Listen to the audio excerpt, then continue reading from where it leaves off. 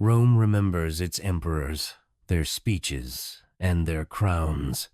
But the Roman Senate knew a more uncomfortable truth. Empires are not built on words, but on men who never appear in textbooks. While the most famous names vied for glory, a silent general decided Rome's fate far from the applause, winning wars that no one else could win. When Rome was starving, he was the one who dominated the seas. When the empire was on the verge of collapse, he was the one who brought order. In the Senate, his name was not celebrated in public, but respected in silence. His deeds shaped the future of Europe, his constructions still support modern cities, and his strategy decided the birth of the Roman Empire. Yet he was never crowned. He never ruled. He never sought to be remembered, and perhaps that is why he was erased. This is not the story of an emperor. It is the story of the man who built the empire and disappeared into the shadows of Rome. Marcus Agrippa, the Roman who built an empire while the Senate watched.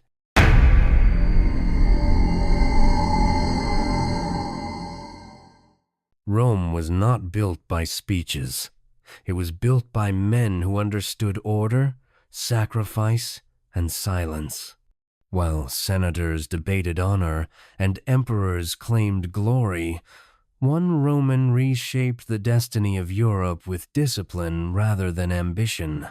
His name echoed through the Senate not as a ruler, but as a force that made Rome unstoppable.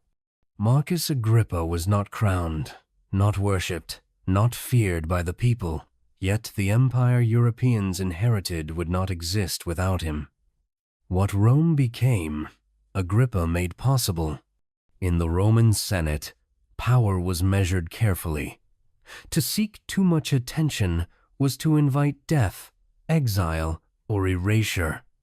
Agrippa understood this political reality with terrifying clarity. He was not born into nobility, nor did he inherit a famous lineage. He emerged from a modest background in a civilization that valued ancestry almost as much as victory.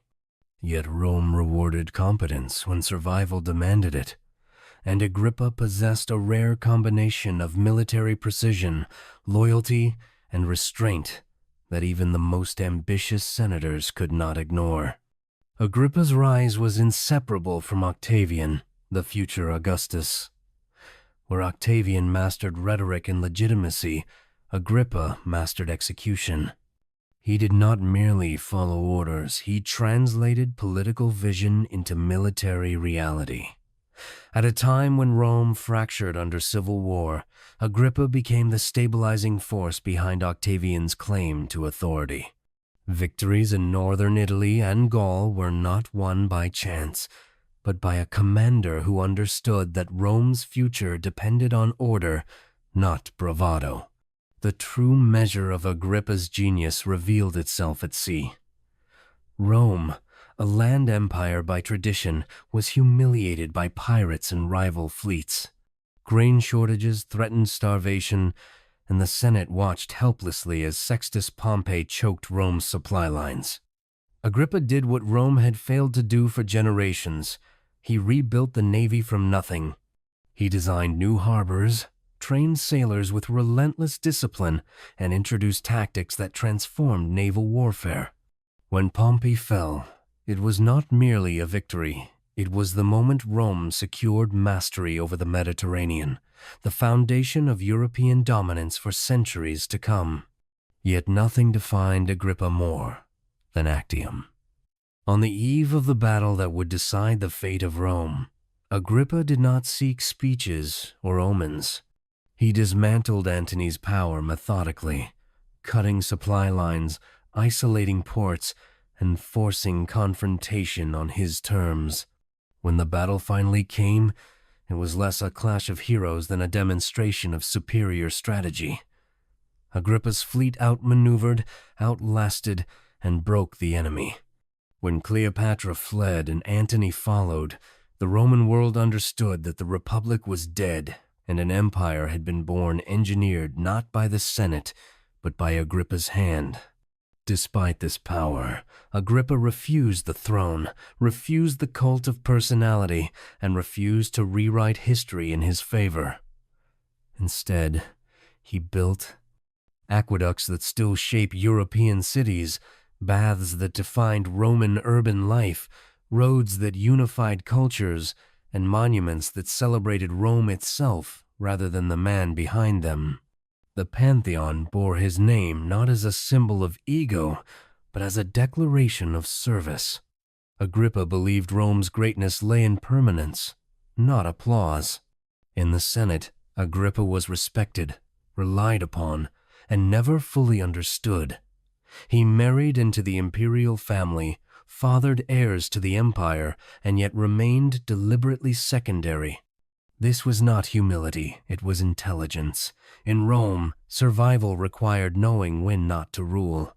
Agrippa chose influence over authority, results over recognition. His reward was stability. His cost was remembrance. When Agrippa died, Augustus mourned him as no emperor mourned another man. Rome honored him briefly, then returned to celebrating rulers instead of builders. Statues eroded, names faded, but Europe endured, shaped by infrastructure, strategy, and governance Agrippa had designed.